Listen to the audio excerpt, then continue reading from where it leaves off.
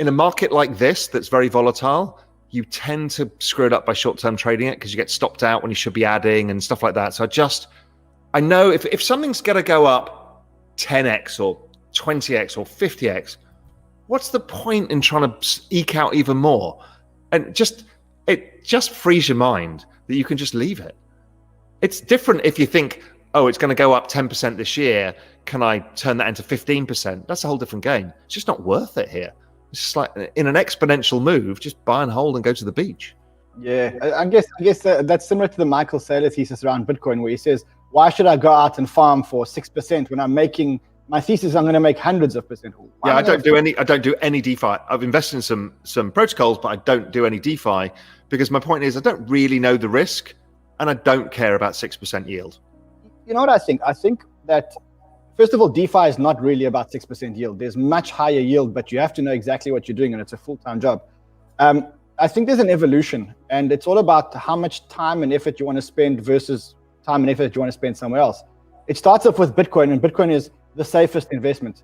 And then you dip your toes into ETH, and then people follow the same path that you and I followed, where then we start going into major altcoins. And I guarantee you that in 3 months, when we get you back on the show, you'll be asking me for allocations in brand new ICOs, because that is the thing.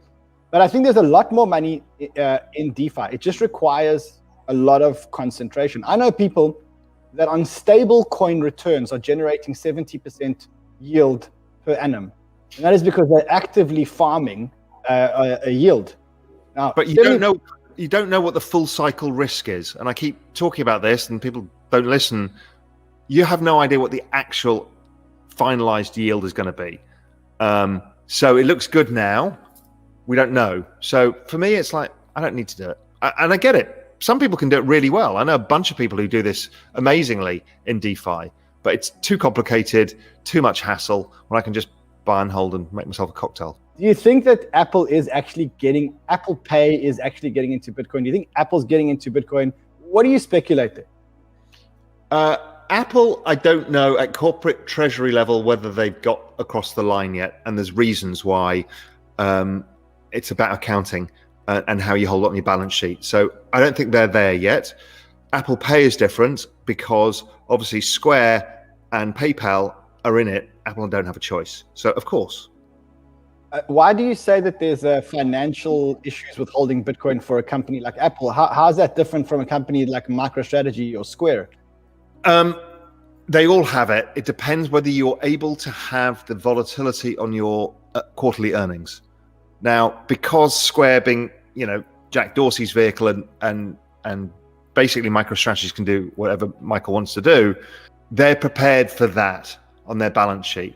Something like Apple that is owned by so many people, and suddenly the volatility of your earnings is driven by your Bitcoin holdings, that kind of upsets investors. Now, it means that they need to make an accounting standard change, which I think the corporate treasurers will push through over time. And then once they do that, they can kind of keep it off balance sheet, so you can mark to market once a year or whatever, and then you don't have to have all the volatility of Bitcoin on your balance sheet. We know that corporates are looking to buy Bitcoin, and that's the foot in the water. But it seems now that the volume of Ethereum is much bigger than the volume on Bitcoin. It seems like the funds, the traditional guys are waking up and they're saying that the volume on Ethereum is actually starting to eclipse the volume of Bitcoin. Do you think that corporates are starting to wake up to Ethereum as much as Bitcoin? I get the thesis of protecting your cash in Bitcoin, but do you think that some of them are starting to actually enter ETH and saying, well, you got to say which part of a corporate. So if it's a corporate balance sheet that looks to protect the cash the firm has earned, well, Ethereum doesn't really play a role there yet because its narrative is not about the store of value. Bitcoin's an easy thing to put in instead of a bit of gold or instead of a bit of whatever, right? ETH doesn't really fit into those portfolios yet. Now, maybe after ETH changes and we get through ETH 2.0 and it becomes a, lower supply asset, it's a harder asset, and maybe the narrative changes. So I don't think it's necessarily going to go on corporate balance sheets unless it's corporations who will be using ETH for future development, which is, we're starting to see. We saw Reddit using Ethereum to build out their token system. So I think we're going to see it, but for different purposes. I know you're a massive fan of network effects. I know that you're a massive fan of Metcalfe's law. You keep talking about it and you keep talking. I think you're really one of the people that really understand the network effects in the game. Network effects also dictate that there's not going to be many networks that do the same thing, right? So that you often say like one chain should win or two chains should win when it comes to smart contracts. Do you think that there are going to be many smart contract chains in the future, or do you think that there's going to be one or two and they're going to absorb most of the network? I mean, usually everything works the 80-20 rule, right? Which is Pareto's law, that 20% will capture 80% of the economics.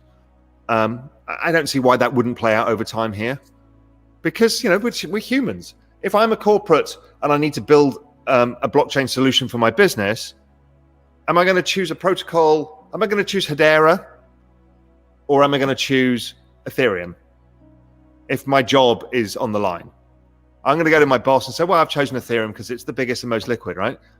It just accrues, it accrues that way. Now, there can be step changes. Things can change. But generally speaking, it works that way. I think the community... You didn't ask me where I'm allocating to in alts. And so my answer to that is community and social tokens, the metaverse. That's where I think... Cancel your call. That's where I think this is all going. Cancel your other call. Let's quickly talk about that. So community, metaverse, and... That's basically community and metaverse are the two macro bets that I'm actually taking within the alt space. The other's not a macro bet, it's just a basket, right? It's just a dumb money basket, Raoul's dumb basket. But I'm starting to take bets on where I think this is all going, which I think it's all going to be the really big consumer applications are going to be both metaverse and social tokens. Give me some examples of social tokens. No, they're too small, too illiquid, and I don't want to be a shiller. So I don't really want to do it. We degens. But when you talk about community, without saying the name of the token, give us an idea of what you mean by a community token and by a metaverse. Well, the bigger one that's more liquid that people know about is Chili's. Yes. Okay. I mean, that's every major football club in the world is using that as a way of running their entire fan base. Now, that's going to happen to music artists.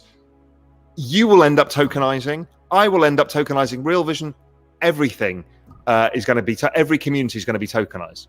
Would you buy my token? I mean, if I tokenized and I gave you a SAFT, would you take an allocation? Probably not. No.